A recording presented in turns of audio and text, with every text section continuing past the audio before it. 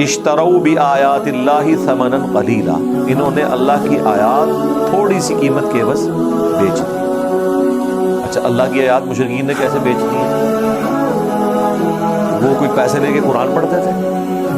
اللہ کی آیات اس طرح بیچ دی جو سورہ توبہ میں ہی آگے چل کے آئے گا کہ اللہ تعالیٰ نے مومنین کی جانیں اور مال جنت کے بدلے میں خرید لی، اور مومنوں اس بیعت کے اوپر، اس تجارت کے اوپر خوشیاں مناؤ۔ یعنی مسلمانوں نے اپنی جان اور مال اللہ کو دی اور آخرت کی جنت کا سودا کر دیا۔ لیکن مشرکین نے کیا کیا؟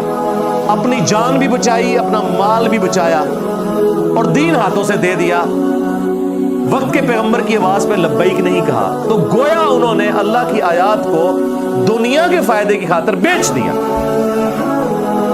مسلمانوں نے اپنا آپ بیچ لیا قرآن کو ماننے کے لیے، پیغمبر کو ماننے کے لیے، آخرت کے حصول کے لیے، اور کافروں نے اپنی دنیاوی منفعت کی خاطر دین ہاتھوں سے بیچ دیا۔ یہ ہے اس کا مطلب۔ فصدوا عن سبیلہ، اور انہوں نے اللہ تعالیٰ کے راستے سے لوگوں کو روکا۔ انہم ساء ما کانوا یعملون، بے شک وہ بہت برا تھا جو وہ کیا کرتے تھے۔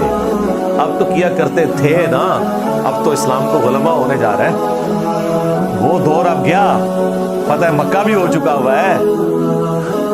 مسلمانوں کو پاور کے طور پر پورے عرب کے لوگوں نے تسلیم کر لیا۔ فتح مکہ کے بعد تو پھر وہ ہو گیا تھا اذا جاء نصر اللہ والفتح ورأیت الناس يدخلون فی دین اللہ افواجا۔ یہ فتح ایسی آئی ہے کہ لوگ جوک در جوک داخل ہو رہے ہیں دین کے اندر، کیونکہ قریش کو غلبہ مل گیا۔ نبی الاسلام قریش میں سے تھے، تو باقی قبائلی سسٹم میں جب انہوں نے دیکھا یار یہ غلبہ ہو گیا تو لوگ دین میں آئے۔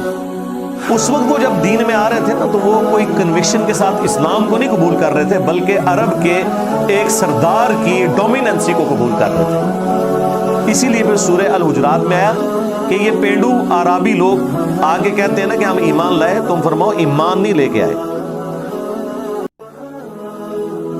بلکہ کہو ہم اسلام لے کے آئے۔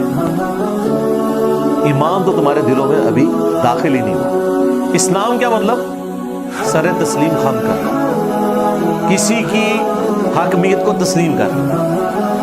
تو نبی الاسلام کو اللہ تعالیٰ نے ان پہ طاقت دے دی تھی، وہ سرنڈر کر گئے کہ ہاں اگر قبیلہ ثقیف، حوازن اور خود قریش رسول اللہ کا مقابلہ نہیں کر سکا تو ہم تو شاہی کوئی نہیں۔ اتنے جنگجو قبیلے آپ کے آگے گھٹنے ٹیک گئے، پھر خیبر بھی ہو چکا ہوا ہے۔ تو وہ سب کے سب لوگوں نے نبی علیہ السلام کو ایک واریر کے طور پر ایکسیپٹ کر لیا کہ یار اس بندے کا مقابلہ نہیں ہو سکتا۔ لیکن وہ واریر پیغمبر بھی تھے، لہٰذا ان کی بیعت کرنے کا مطلب صرف ایک قبیلے کے حاکم کی بیعت نہیں تھی، بلکہ اس کے دین کو بھی اڈاپٹ کرنا تھا۔ ادروائز عرب کی سرزمین میں آپ رہ نہیں سکتے۔ اس وقت تو لوگ آئے، اسی لیے آپ دیکھتے ہیں کہ نبی علیہ السلام کے پاس بھی لوگ آتے تھے، آپ کے پاس وقت گزارتے تھے، آپ کی صحبت میں رہتے تھے۔ جو مالک بن حویرث کہتے ہیں کہ ہم 20 لوگ تھے گاؤں ایریا سے، نبی علیہ السلام کے پاس آئے، 20 دن تک رہے، چند نوجوان تھے، مسجد نبوی میں ہی آپ کے مہمان بنے، وہی آپ کا دفتر بھی تھا اور وہی آپ کا مہمان خانہ بھی، ہاسٹل بھی، نماز بھی وہیں پڑھنی، اور پھر رسول اللہ کے گھر کا دروازہ بھی مسجد کے اندر کھلتا تھا۔ نبی علیہ السلام کے وہ روزانہ 5 نمازیں پڑھنی، پھر نبی علیہ السلام مسجد میں بیٹھے ہوئے صحابہ صوفہ کو دین سکھا رہے ہیں، وہ بھی ساتھ بیٹھتے تھے۔ تو جس طرح آج ماڈرن فارم میں یہ کہتے ہیں نا آپ سروزہ لگائیں، چلا لگائیں، تو وہ سروزے ہی لگاتے تھے، لیکن وہ سروزے قرآن و حدیث والے ہوتے تھے، فضائل اعمال والے نہیں ہوتے، جس میں وہ دین سیکھتے تھے۔ پھر وہ جب پاس بیٹھتے تھے پھر وہ کہتے تھے یار یہ تو ایک سیریس ایشو ہے، پھر وہ یہ بات بھول جاتے تھے کہ یہ پیغمبر جو ہیں یہ ایک واریر ہے، جو انہوں نے مسکنسیپشن کی وجہ سے سمجھا ہوا تھا۔ وہ کہتے تھے واقعی یار اس کے ساتھ تو اللہ کی مدد ہے۔ پھر نبی علیہ السلام کو نمازیں، قرآن وہ یاد کرتے تھے، جا کے نمازیں پڑھنی شروع کی، قرآن کا حصہ زبانی یاد کیا۔ آج لوگ بات کرتے ہیں صحابہ کرام کی قربانیوں کی، لیکن معذرت کے ساتھ اس کے ساتھ ہم تابعین کی قربانیوں کو بھول جاتے ہیں۔ اگر جنگ قادسیہ اور یرموک دیکھا جائے تو صحابہ کرام تو 5% بھی اس میں نہیں تھے. 95% وہ لوگ تھے جو رسول اللہ کی وفات کے بعد مسلمان ہوئے. انہوں نے نبی اسلام کو نہیں دیکھا ہوا تھا, یا ایون رسول اللہ کے مبارک زمانے میں مسلمان ہوئے لیکن تب بھی حضور کو نہیں دیکھا ہوا تھا. آج کل والا صاحب تو نہیں تھا نا, چند ایک لوگوں کو وہ بھیج دیتے تھے جاؤ کہ ذرا آبزرو کر کے آؤ, اور وہ آگے دین سکھاتے تھے.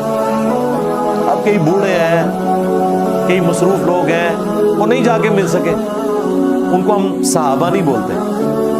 قرآن میں ان کی تعریف آئی ہے کہ سابقون الاولون من المہاجرین والانصار, اور جنہوں نے احسان کے ساتھ ان کی پیروی کی, وہ پیروی کرنے والے وہ صحابہ بھی ہیں جو نبی الاسلام کے مبارک زمانے میں لیکن حضور سے نہیں ملے, ہم انہیں تابعین کہتے ہیں. وہ ایسے کرنی یمن میں تھے, نہیں ملے. مالک اشتر, ان سے چھوٹی عمر کے لوگ صحابہ ہیں لیکن وہ نہیں مل سکے, کوفے میں تھے. اتنی دور سے اتنا سفر کر کے آنا, کئی لوگ بیچارے سفر کر کے آئے, نبی اسلام کی وفات ہو چکی ہوئی تھی, اس وقت تو نہیں پتا تھا کہ نبی اس وقت دنیا میں ہے یا نہیں ہے, کمیونیکیشن تو کوئی نہیں تھی. کئی لوگ سفر میں راستے میں ہوتے تھے اور خبر ملی تو وہی سے واپس, ٹھیک ہے. پھر کئی لوگ پھر آتے تھے, مسجد نبی میں رہتے تھے, صحابہ کرام سے دین سیکھتے تھے, ٹھیک ہے.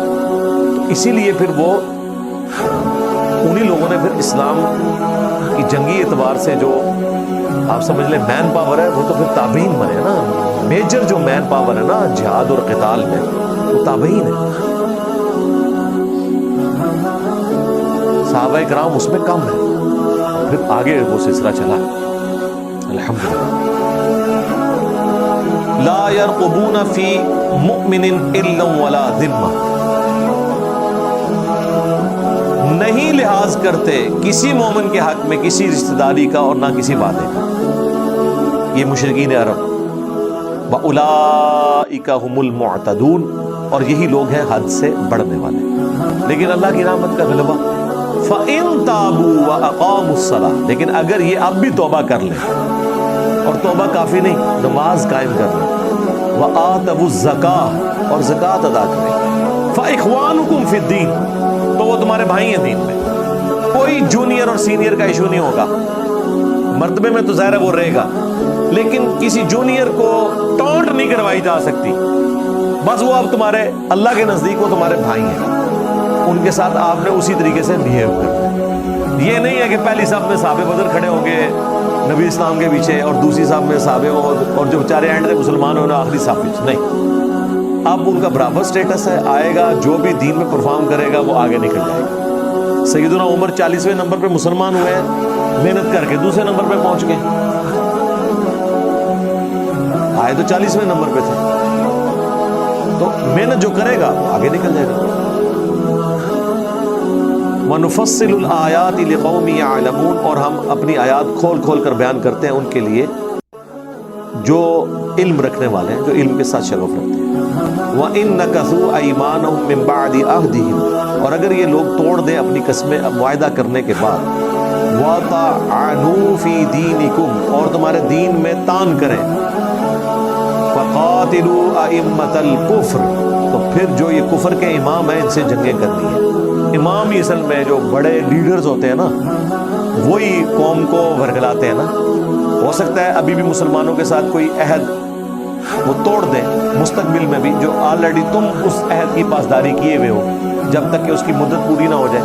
اگر وہ عہد توڑے تو پھر ان کی ایسی کی تیسی پھیرنی ہے, اور ان کے بڑوں کو یعنی بزرگوں کو پکڑنا ہے.